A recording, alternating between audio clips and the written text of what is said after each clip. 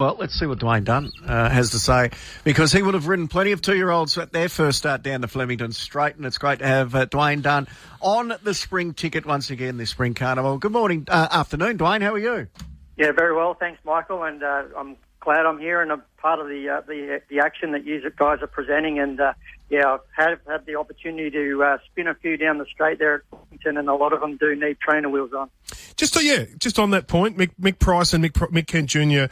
made a very strong statement about that today. Has that been a bit of a frustration along the journey, and how much of an advantage is it to have a peek up the straight before you race there? Yeah, I think it's a massive advantage. Whether it's you probably don't have to necessarily trial, but just have a canter or a gallop down that straight. As you've seen that horse there, she was very lost. Looked like it was heading to the mounting yard there, but the clock tower, and there's huge effort to come out that wide on her own and get the job done like that. But it just reiterates, 2-year-old trainers, they just step up year in, year out, and those other horses can trial well, but there's just the ability of those trainers to be able to turn these horses on at the right time and turn them up to the races, and they produce like that is a great effort. Yeah, there's no doubt about that. Hey, Dwayne, let's get involved with the race day today. We spoke on Thursday, and it was fascinating what you had to say about Damien Lane and what he's going to have to do on Very Elegant. That's a nice little nerve settler for him in the first. There's no Colette now, the way the track is. What are you expecting the Turnbull Stakes to play out? Will it be a high speed? Will it be a more pedestrian kind of Mackay Diva type speed? How do you think it'll all play out? Yeah, I don't see a lot of speed here at all. I think Brett's going to just stamp the front, control this race. Probably the other one coming forward would be Fred Kersley on Mount Popper. Damien in a sticky spot. He's going to have to try and find some cover somewhere.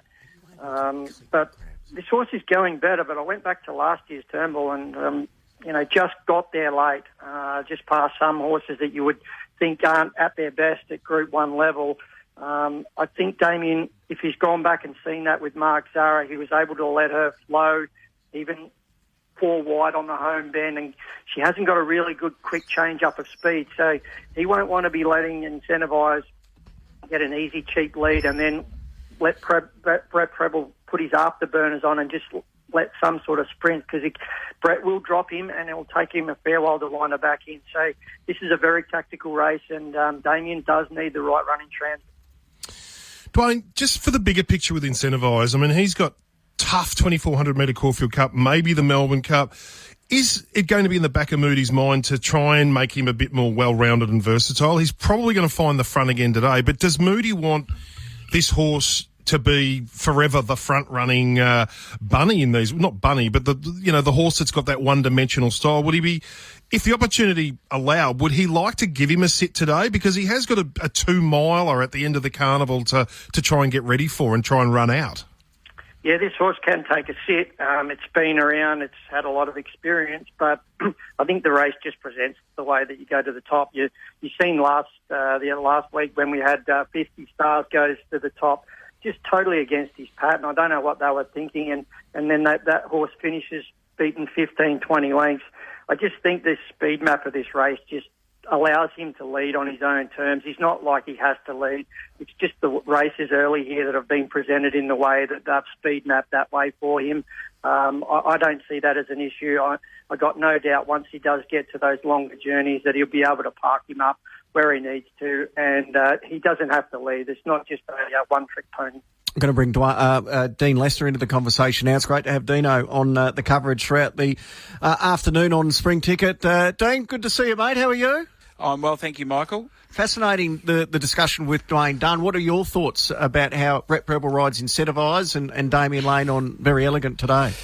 Oh, well, I think that Incentivise is the sort of horse that wants to go through his years and be the stayer, and Very Elegant to be loving having something to chase down. So they actually, will set it up well for, I think, an epic race. And if they're too conscious of each other, maybe Benny Allen's the one that stalks them on Sir Dragonet and has one little ping at them late. So I think it sets up for a race of 3 horses, not 2. I don't think you should ever count out a Cox Plate winner when he gets on soft ground like he prefers that he'll get today.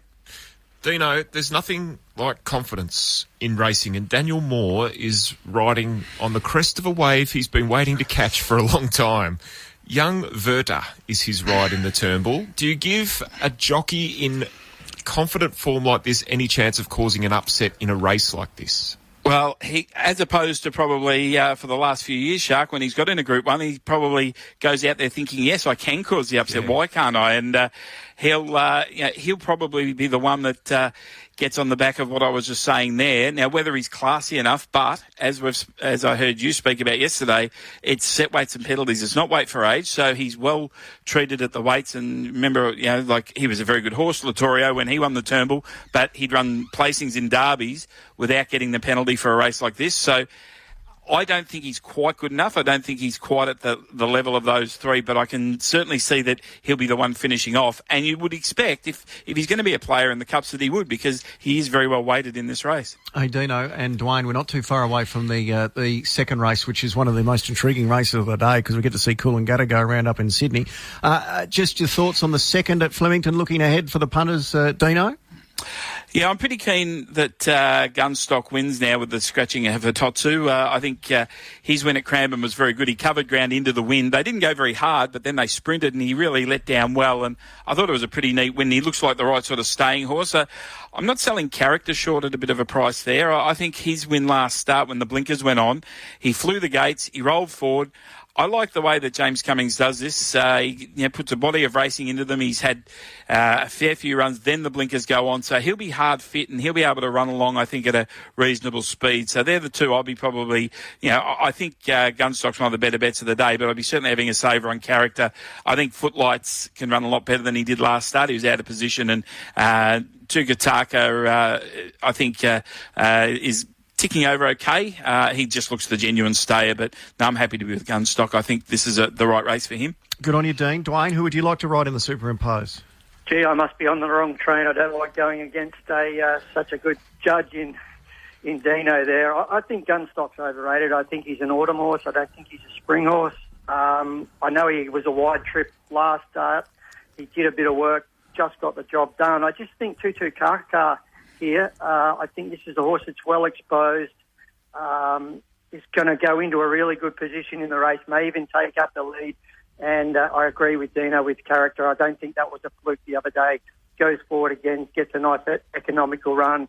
But Gunstock, I suppose I'm against Dean, but maybe I'll have to eat my words after the race. Let's wait and see. I like this. The Gurus taking each other on early doors on Spring Ticket.